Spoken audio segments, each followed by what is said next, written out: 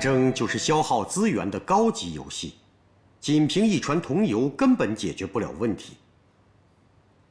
先生口口声声说要结束战争，应该说先生有很多种方法可以和我们重庆的人接触，为什么偏偏选择了铜油交易呢？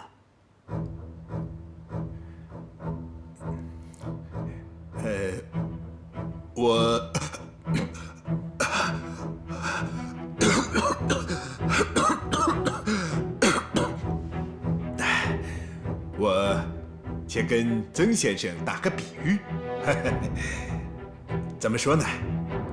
就好比一个突发急性阑尾炎的病人吧，怎么对他进行治疗是最有效的呢？最好给他医治的办法就是立刻进行手术，切除掉那个发炎的阑尾。但是现在我们没有这样的有利条件，马上进行手术。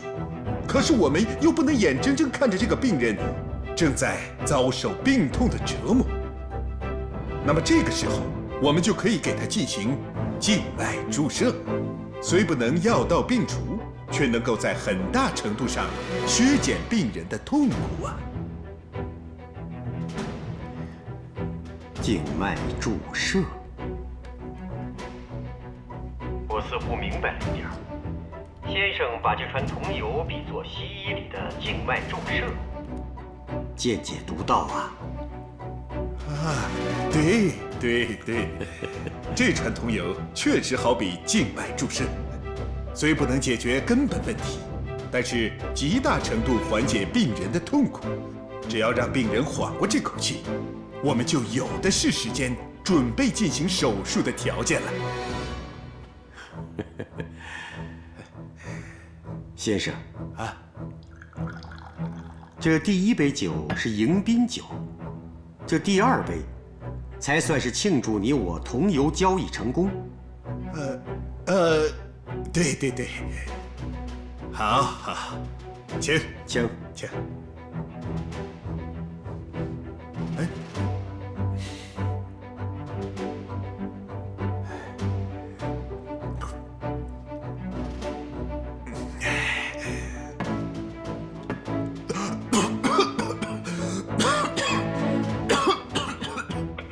先生不舒服吗？不，我只是偶感风寒。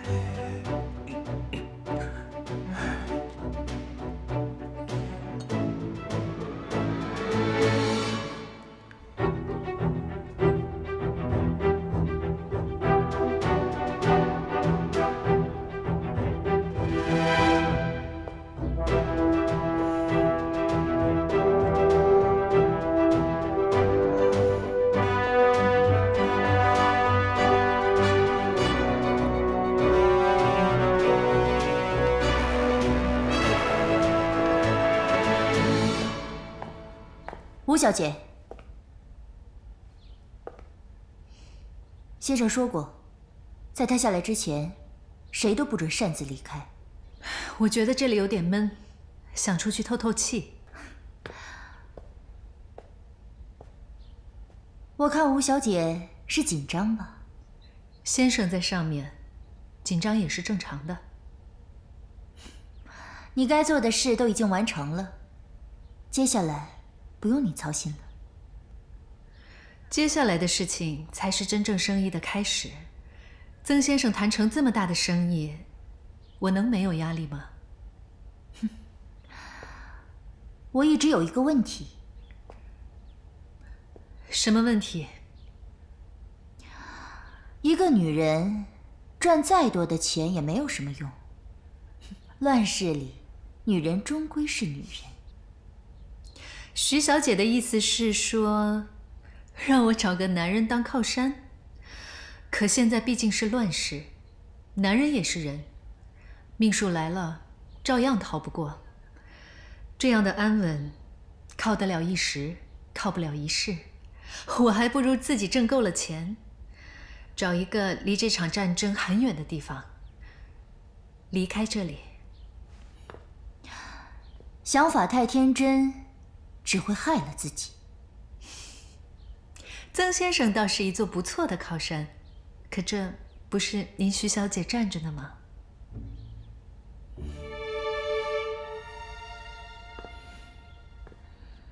先生回来之前，谁也不能离开这里。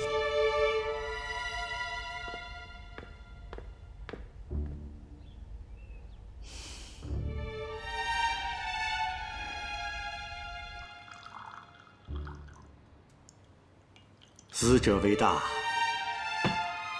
不管怎么说，我们这次交易多少带了点血性。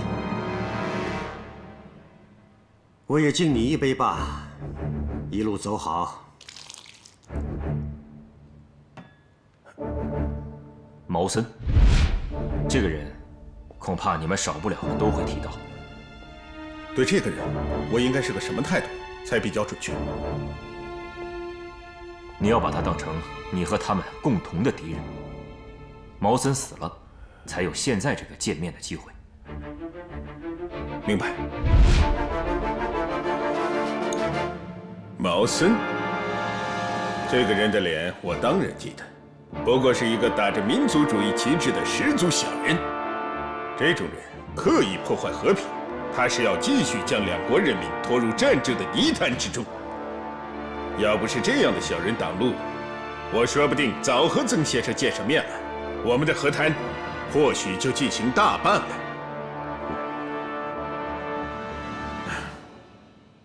说到底，我们都是中国人，他只是这股劲儿用错了地方。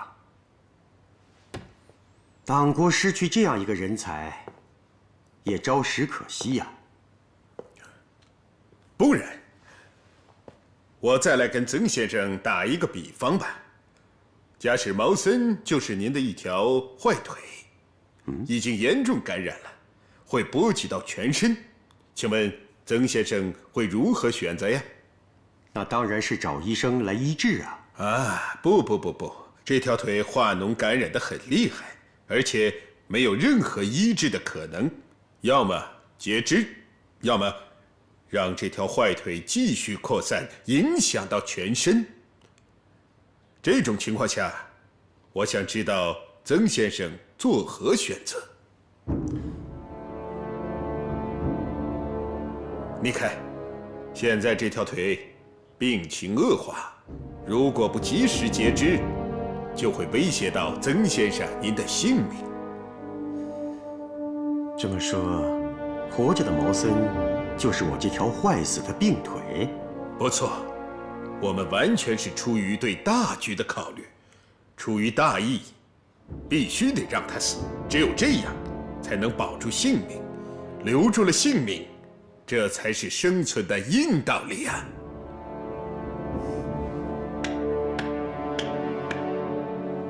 先生每每用医学术语来解释，使我颇感意外，也特别佩服。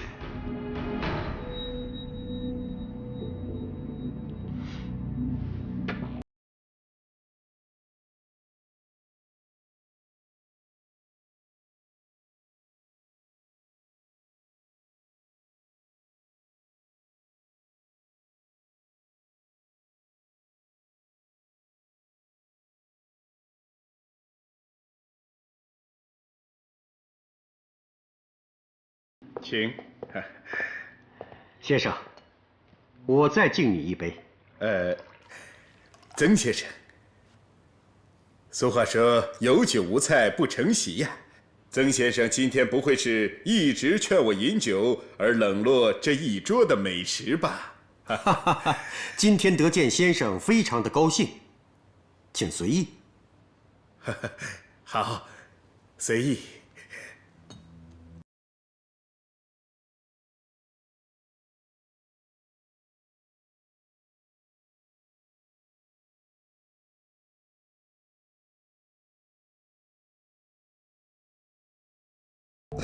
先生不要紧吧？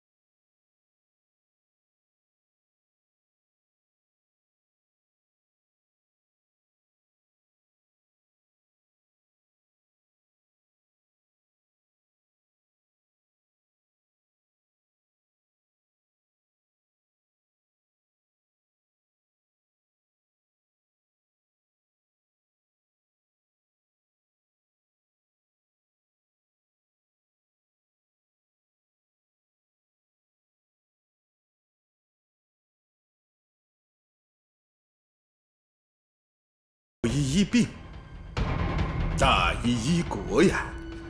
我现在正在替咱们中日两国把脉，掐住他们的寸关节，好尽快找到药到病除的良方啊！希望先生是个良医。说了这么多，我和先生就不用绕东绕西的了。中日双方的时局如此，既然我们双方能坐在同一张桌上，也就足够显示出我们双方的诚意。我跟先生所谈的中日双方的时局和有关大事，前提基础就是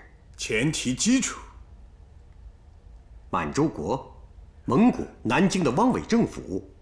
我想你此次来已经做足了准备吧？不妨先听听先生的意见。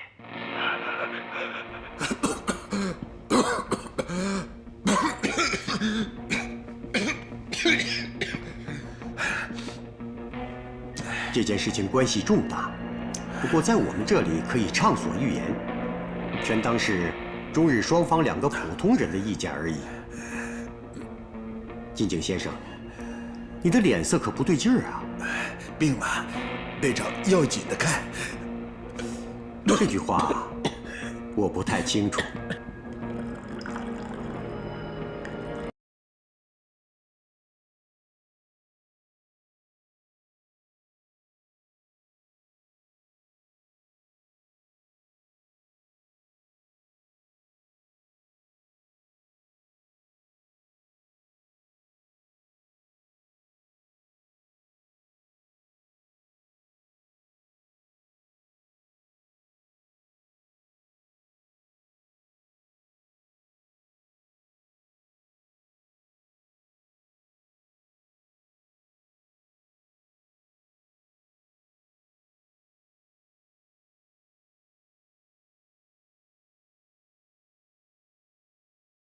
留来比喻的话，这三个还算是良性的，但是恐怕曾先生遗漏了第四个，那就是中共。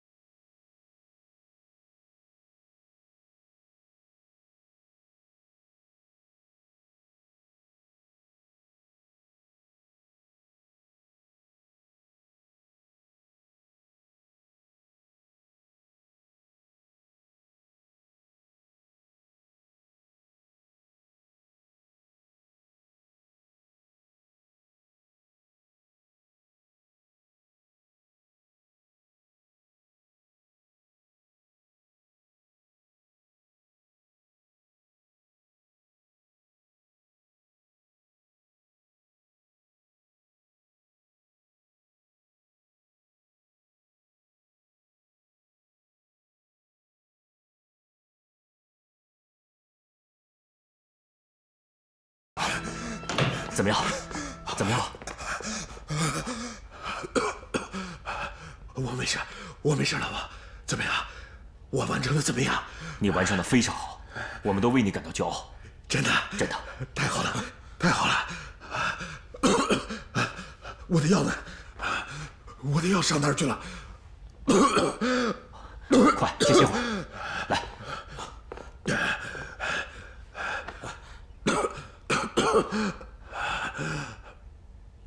太好了，太好了，老王，我终于没有辜负党对我的信任。我的药上哪儿去了？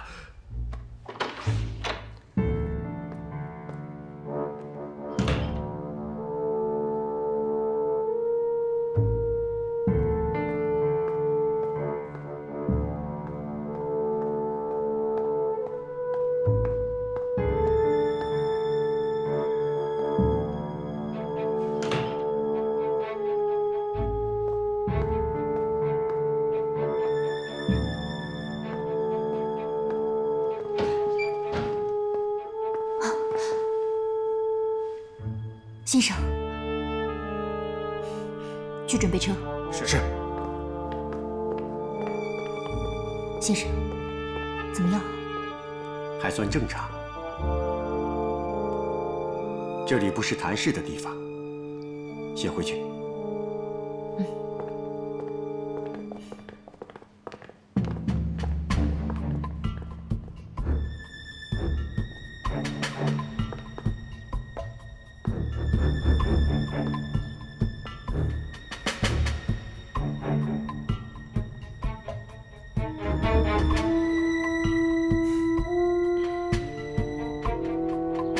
我从来没有见过尾井信太郎这副认真的样子。冈崎君现在也是出奇的冷静啊。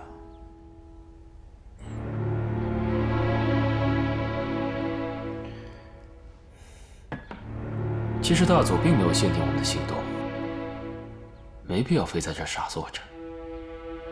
你想去哪儿？我陪你。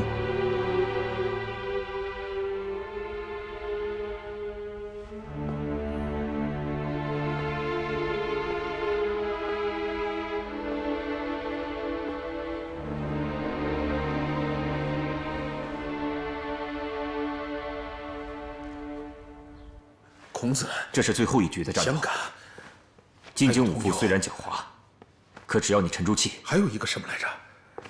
小心提防着点。哦，对，毛森，一定能够出色的完成任务。剑同志，喝点水。哎，谢谢。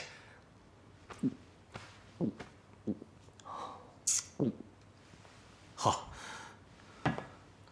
老金，哎，沉住气，坚持住。坚持住，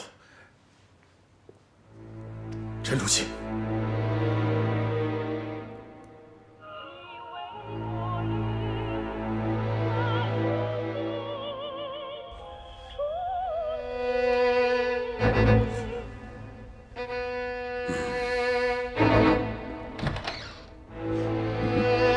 金井先生，我们终于见面了。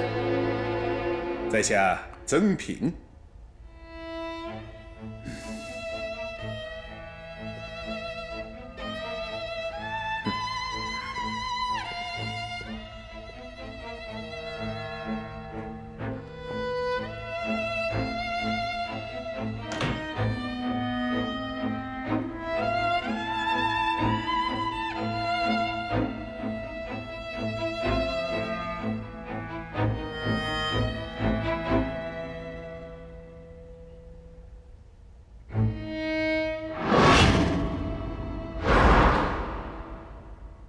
曾先生，如何解释我在这儿等候了这么长时间呢？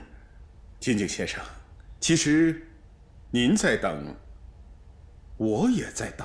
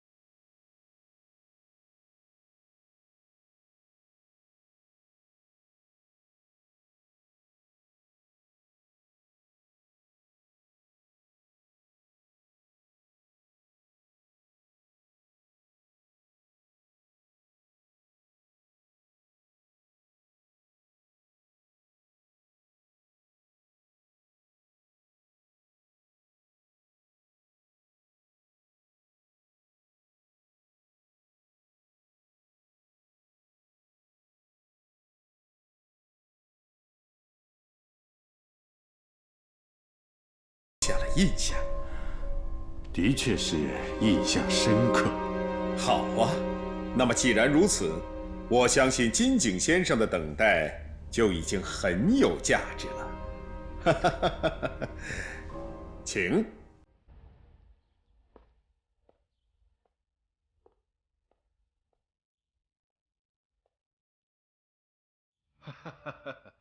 金井先生，今天你我谈的虽都是军国大事，但我想咱们不妨举重若轻啊，用不着这么严肃吧？啊，来，请。你我见面是为了两国未来的命运大事。曾先生如此轻松自如，你就不怕我刚才一走了之吗？金井先生，说到底，我们今天终是在一个屋檐下见面谈话，我们之间实在是有太多的事情要去做。你我都是为了国家的命运奔波操劳之人，在国家大事之下，你我彼此各自的小小情绪，又算得上什么呢？那你不怕我看不透你的意思吗？哦，是吗？金井先生不会是一般人。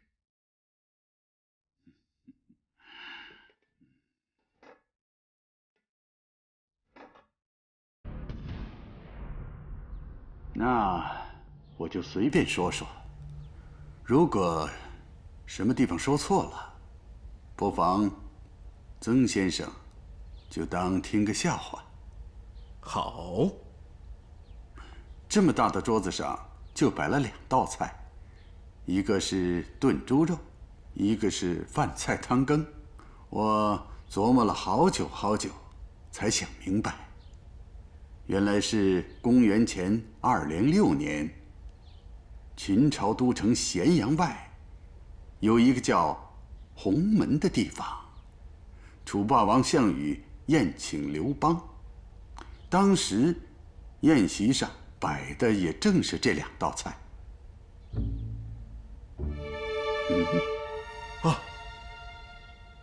不错，不错，正是如此啊！哎呀，想不到，金井先生对我们中国的历史了解程度之深，实在令在下感到惊叹呐。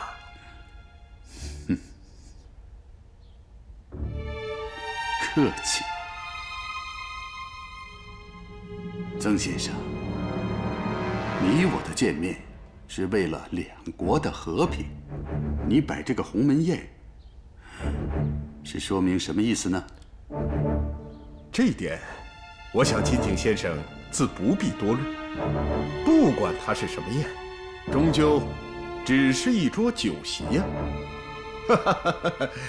金井先生，请。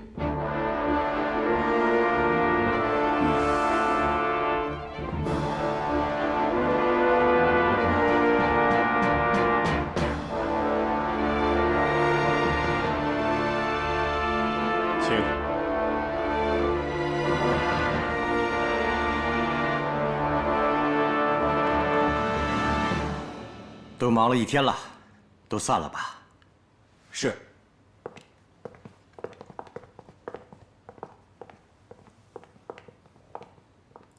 先生，吴小姐还有什么事吗？您今天继承跟金井武夫的第1次会面，那接下来的生意应该马上就要运转起来了吧？的确如此。我在替先生未雨绸缪呢，不知道接下来先生需要多大的场地，又需要多大的货船呢？吴小姐如此的敬业，我实属欣慰。能者多劳是件好事，但擅作主张，那就是件蠢事。吴小姐，时间不早了，早点回去休息吧。怪我多嘴了。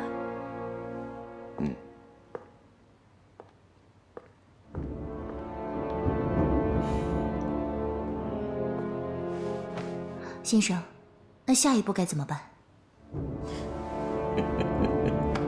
哎呀，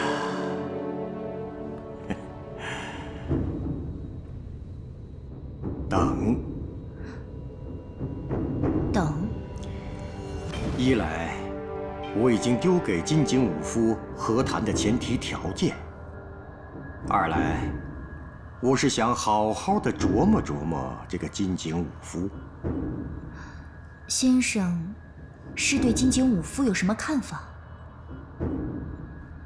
至少要在和谈进入实质性阶段前，我要搞清楚金井武夫他真实的想法。金井先生，我们先喝一杯。喝酒？这杯酒有什么讲究吗？我们中国有句古话呀，有朋自远方来，不亦乐乎。金井先生不远万里漂洋过海，来到我中国，在下自当尽地主之谊，聊杯薄酒，已是心意。曾先生，您糊涂了吧？哦，香港可不是中国的领土。1898年，英国政府逼迫清朝政府签订《展拓香港戒指专条》，中华民国政府将在1997年从英国人手中完全接管香港。说到底，香港仍然是中国的领土。那就恕我冒昧，金井先生，我看是金井先生有些糊涂了吧？1898年，英国政府逼迫清朝政府签订《展拓香港戒指专条》，租借香港为期99年。应该到1997年，我国政府将会再次从英国人手中把香港拿回来。所以说到底，香港还是我们中国的领土。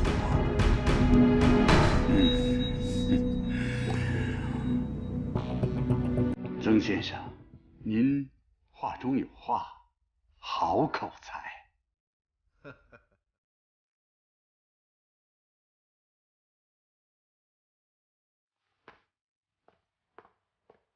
钟总，请问您要去哪里？我去看看外面有没有重庆方面的埋伏。我认为我们现在应该在此处耐心的等大佐回来。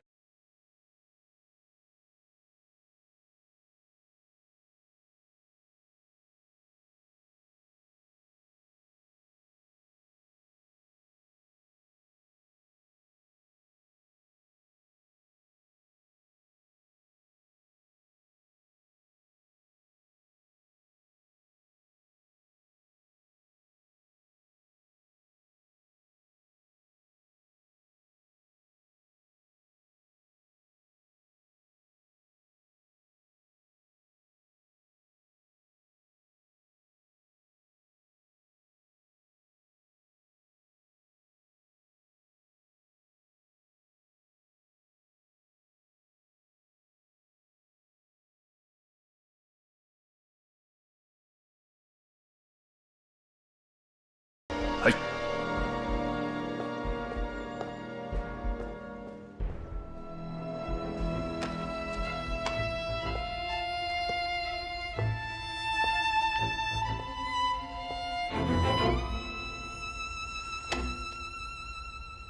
这是曾先生为我准备的报纸剪纸，里面的含义太多了。你们不怕我误认为你们要将战争继续下去吗？把战争进行到底吗？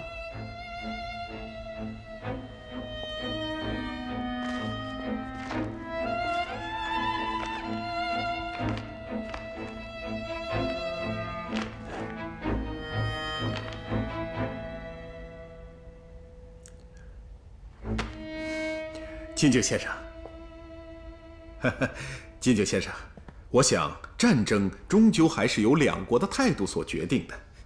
我送给你的那一船桐油可是上等的见面礼，那样一大船桐油，我倒腾出来可真是煞费苦心呐。你巧用了这块敲门砖。金井先生，准确的说，我只是半块砖，这块砖你我各执一半，为的是敲开和谈这扇大门。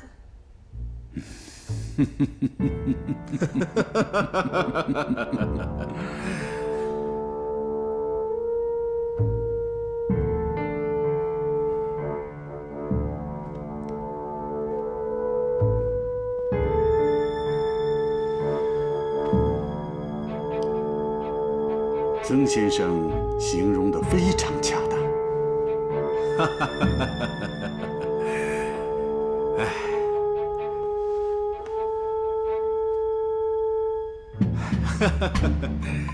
金井先生，现在挡在和谈这扇大门之前的所有阻碍都被清除了。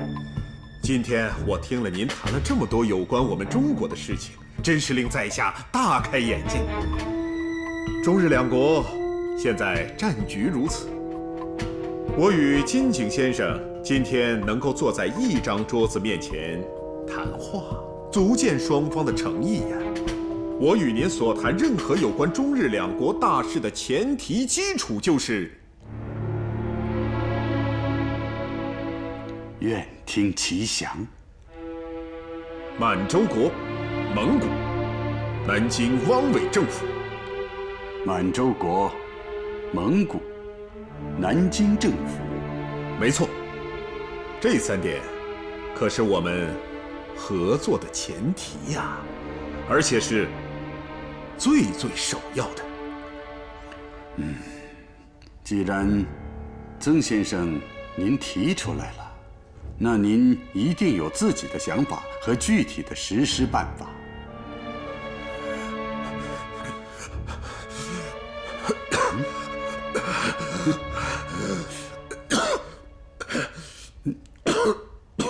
曾先生，曾先生，曾先生，不要紧，不要紧。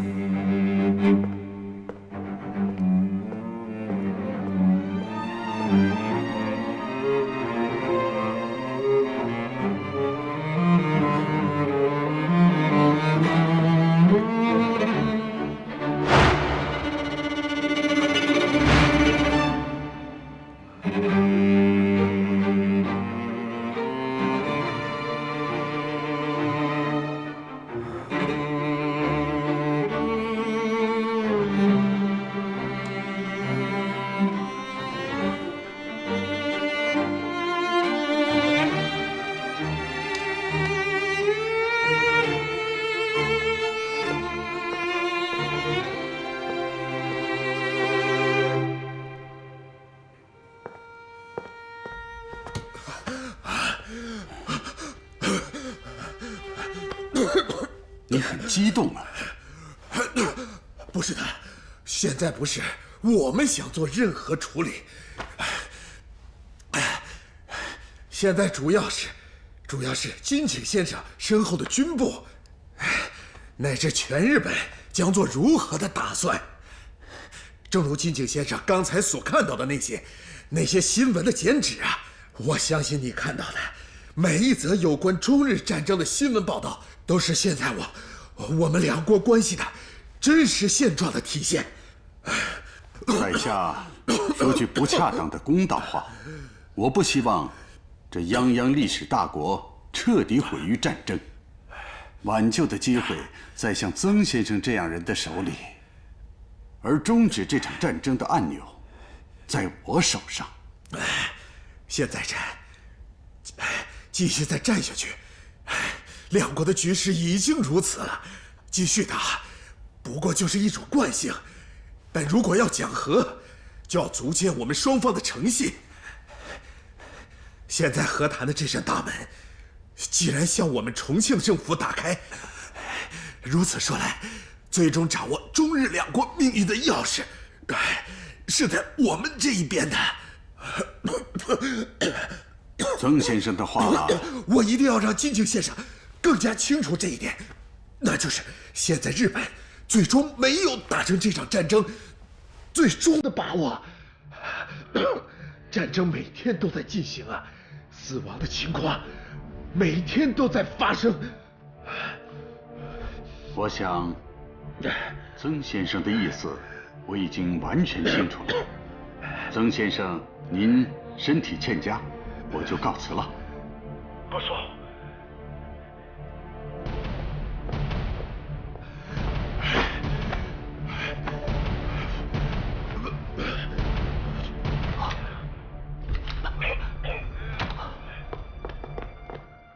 怎么了？情况不对。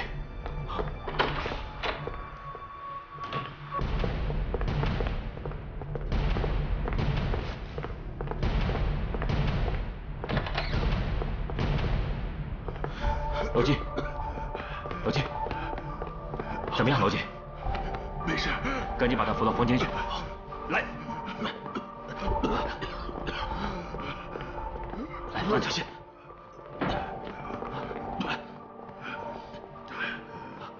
来，慢点。西安同志，感觉怎么样？老王，我完成的如何？超过了我们的预料，完成的非常好。现在双方应该都被你给蒙住了。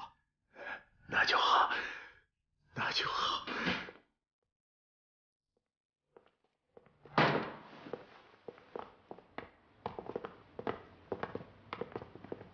前辈，一切都还顺利吗？先回洋行再说。嗨。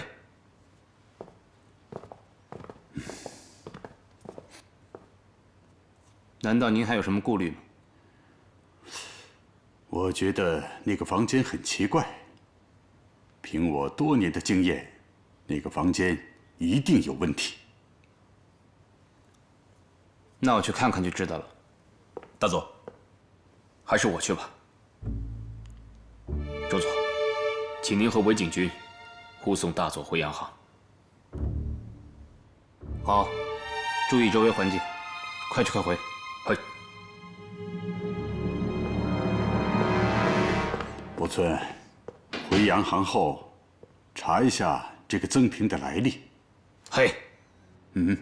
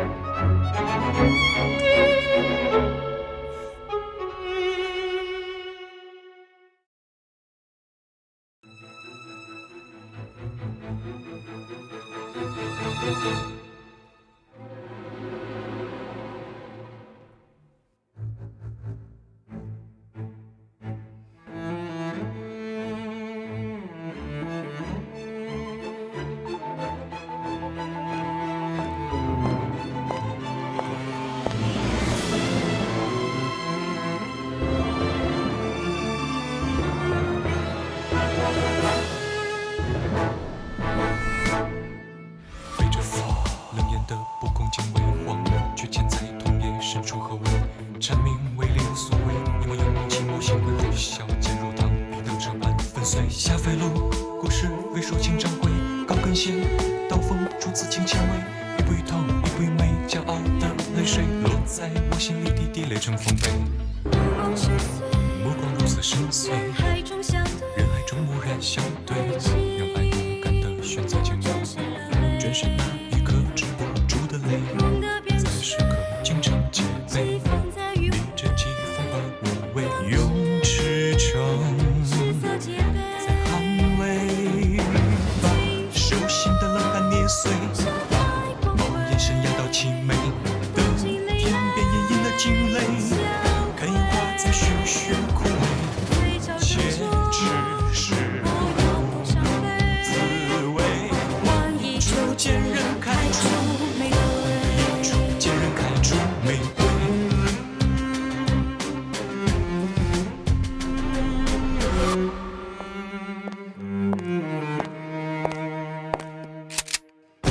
在时刻精诚戒备，逆着季风而无畏，用赤诚在捍卫，把手心的冷汗捏碎，眸眼神压到凄美，等天边隐隐的惊雷，看烟花在徐徐枯萎，且只是滋味。往一处见人开出玫瑰，一处见人开出玫瑰。金井武夫已经开始怀疑金岩同志了。他这么快就看出破绽了？那倒没有。现在，金井武夫只是怀疑曾平是重庆高层的傀儡。这个老狐狸，这可怎么办啊？金井武夫和曾平马上就会见面。见面的时候，曾平需要出示一份委任状，以换取金井武夫的信任。